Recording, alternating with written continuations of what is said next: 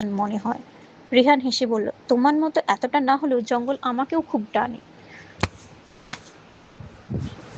সরোজা হঠাৎ তার দিকে তাকালো।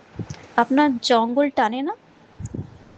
আর আপনি নলরাজার গড়ও দেখতে আসেননি। আপনার অন্য কোনো অভিসন্ধি আছে।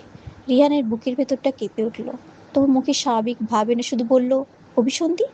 সরোজা শান্ত গলায় বলতে লাগলো, নলরাজার গড় দেখতে কেউ এই রাস্তা দিয়ে আসে না। চিলাপাতা পার্ক আমাদের দোকান থেকে 1 কিলোমিটার আগেই।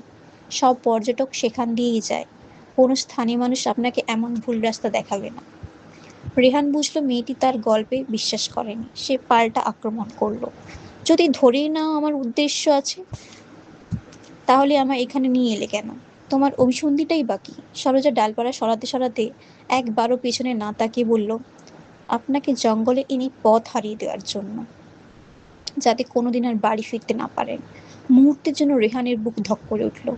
কথাটা কি মজা করে বলল নাকি সত্যি? সে চারপাশে তাকালো। ঘন জঙ্গল, অচেনা পথ, আকাশ ছুঁয়ে ওঠা গাছ। সত্যিই যদি সরোজা তাকে ফেলে চলে যায়?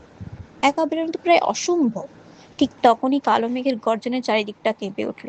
বিদ্যুতের ঝলকে মুহূর্তের জন্য আলোকিত হয়ে আবার অন্ধকারে ডুবে গেল বন। রেহান হেসে বলল, অভিসন্ধি মানেই তো খারাপ কিছু হয় না। ভালো উদ্দেশ্য নিয়েও তো কেউ জঙ্গলে আসতে পারে। বৃষ্টি আবার শুরু হয়েছে। সরোজা হাঁটা থামালো না। শান্ত গলায় বলল, আপনি যখন দোকানে বসে জঙ্গলের দিকে তাকিয়েছিলেন তখন আপনার ব্যাগে একটা কাস্তে দেখেছি। আপনি জঙ্গলে কোনো বিশেষ গাছ খুঁজতে এসেছেন। রেহানের মুখের হাসি মুহূর্তের জন্য মিলিয়ে গেল। সে বুঝলো আর লুকিয়ে লাভ নেই। একটা অস্বস্তিকর হাসি হেসে বলল, যেহেতু ধরেই ফেলেছ, তাহলে সত্যিটাই বলি। কয়েক সেকেন্ড থেমে নিজের গল্পটা গুছিয়ে নিল। আমার এক দাদা আছেন, সুব্রত দা। উনি বেঙ্গালুরুর একটি বিশ্ববিদ্যালয়ে উদ্ভিদবিদ্যা পড়ান। দক্ষিণ ভারতের জঙ্গলে নানা ধরনের উদ্ভিদ নিয়ে গবেষণা করেন। আসলে এই গাছটার খোঁজে ওনারই ডুয়ার্সে আসার কথা ছিল, কিন্তু জরুরি কাজে আটকে যাওয়ায় আমাকে পাতার একটা ছবি পাঠিয়ে খোঁজ করতে বলেছেন। সে আরও যোগ করল, উনি লিখেছেন একটি খুব বিরল প্রজাতির গাছ হয়তো ডুয়ার্সের কোথাও এখনও টিকে আছে। এই গাছ নিয়ে গবেষণা চলছে, তাই সংরক্ষণও খুব জরুরি। কলকাতার এক উদ্ভিদবিদ্যা অধ্যাপককে ছবিটা দেখালে তিনি বললেন চিলাপাতার জঙ্গলেই খোঁজ শুরু করতে, তাই চলে এসেছি। রেহান ব্যাগের দিকে তাকিয়ে বলল, ব্যাগে একটা ক্যামেরাও আছে। গাছটা পেলে ছবি তুলে পাঠাবো। আর যদি ভালো ছবি না আসে, তা একটি ছোট ডাল কেটে নিয়ে যাওয়ার জন্য কাস্তেটা এনেছি। এতক্ষণ চুপচাপ শুনছিল সরোজা। তারপর ধীর গলায় জিজ্ঞেস করলো, তাহলে সুব্রতদা আপনাকে মাঝের মধ্যেই এমন গাছপালা খুঁজতে পাঠান? রেহান হেসে বলল, আর বলো না, কত জঙ্গল কত পাহাড় ঘুরিয়েছে। দূর সম্পর্কের দাদা হলেও নিজের দাদার মতোই।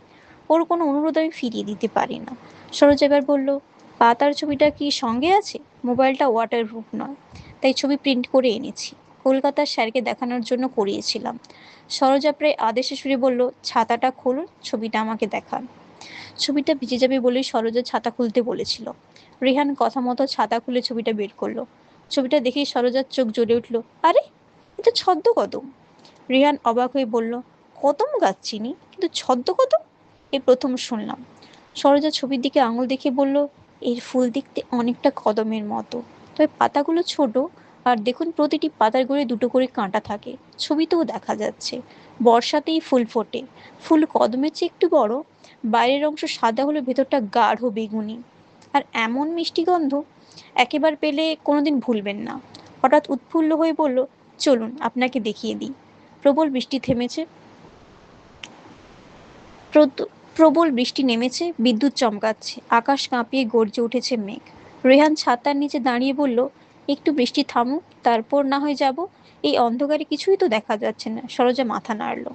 এই বৃষ্টি সহজে থামবে না। বিদ্যুতের আলোতেই পথ দেখা যাবে, চলুন।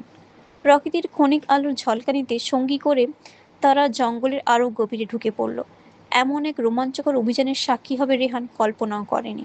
কিছু দূর যেতেই সরোজা থেমে ফিসফিস করে বলল, গন্ধ পাচ্ছেন? মিষ্টি একটা গন্ধ। রেহান গভীর শ্বাস নিল। হ্যাঁ, এ কি সেই ফুলের গন্ধ? সরোজার গলার উচ্ছ্বাস, হ্যাঁ, আমরা এসে গেছি। একটি অদ্ভুত গাছের সামনে দাঁড়ালো তারা। হঠাৎ পাশের আরেকটি গাছ দেখে সরোজা জিজ্ঞেস করলো, বলুন তো ওটা কি গাছ? রেহান মাথা নাড়লো, জানি না। আরেকটি গাছ থেকে আবার প্রশ্ন করলো, আর ওটা? সেটাও চিনি না। কেন বারবার অন্য গাছের নাম জানতে চাইছে কিছুই বুঝতে পারছিল না রেহান। সরোজা হঠাৎ বলল, কাস্তেটার দিন। রেহান কাস্তে এগিয়ে দিতে সে মৃদু হেসে বলল, একটা মজার জিনিস দেখাবো। পরের মুহূর্তেই কাস্তের ধার দিয়ে ছদ্মকদম গাছের গায়ে গভীর একটা চিরে দিল। রেহানের বুক হিম হয়ে গেল। গাছের ক্ষত থেকে ধীরে ধীরে গাঢ় লাল রঙের তরল বেরিয়ে আসছে, দেখতে যেন টাটকা রক্ত। ফোঁটা ফোঁটা লাল তরল গাছ বেয়ে নেমে ভেজা মাটিতে মিশে যাচ্ছে। সরোজা নিচু গলায় জিজ্ঞেস করলো, আপনার সুব্রতদা এগুলোও জানতেন? বলতে বলতে সে যেন উন্মাদের মতো গাছটাকে বারবার কুপিয়ে আঁচড়ে ক্ষত বিক্ষত করতে লাগলো। রক্তের মতো লাল রসে ভিজে গেল তার হাত, মুখ, জামা কাপড়। তার চোখে তখন এক অদ্ভুত উন্মাদনা। হঠাৎ প্রায় চিৎকার করে উঠল, সুব্রতদার গল্পটা মিথ্যে ছিল। রেহান স্তব্ধ। সরোজা হাঁপাতে হাঁপাতে বলল, যদি সত্যিই তোমাকে সুব্রতদা প্রায়ই গাছ খুঁজতে পাঠাতেন, তাহলে ওই দুটো সাধারণ গাছের নাম বলতে পারলে না কেন? ওগুলো অর্জুন আর সেগুন, এই অঞ্চলের সবচেয়ে পরিচিত গাছ। মুহূর্তের মধ্যে সব বুঝে গেল রেহান। তাই আগে সরোজা ওই দুই গাছের নাম জিজ্ঞেস করেছিল। সে তার গল্পের সত্যতা যাচাই করেছিল। এদিকে ছদ্মকদমের গা বেয়ে লাল তরল আরো দ্রুত ঝরছে। রিহান কাঁপা গলায় বলল, সরোজা থামো। সরোজা ধীরে ধীরে তার দিকে ফিরল, মুখমণ্ডল রক্তরঙা রসে ভেজা। তার ঠোঁটে অদ্ভুত এক হাসি। কেন থামবো? এই গাছ কেটে নিয়ে যাওয়ার জন্যই তো এসেছেন, তাই আপনার আগেই আমি একে মেরে ফেলেছি। কথা বলতে বলতে সে রেহানের দিকে এগিয়ে আসতে লাগলো। বিদ্যুতের ঝলকে তার রক্তমাখা অবয়ব আরো ভয়ঙ্কর লাগছিল। সেই মুহূর্তে রেহানের মনে হলো, প্রকৃতি যেমন অপার্থিব সুন্দর হতে পারে, তেমনি মুহূর্তের মধ্যে ধারণ করতে পারে ভয়ঙ্করতম রূপ। আর সরোজাও যেন সেই প্রকৃতিরই এক রহস্যময় রূপ।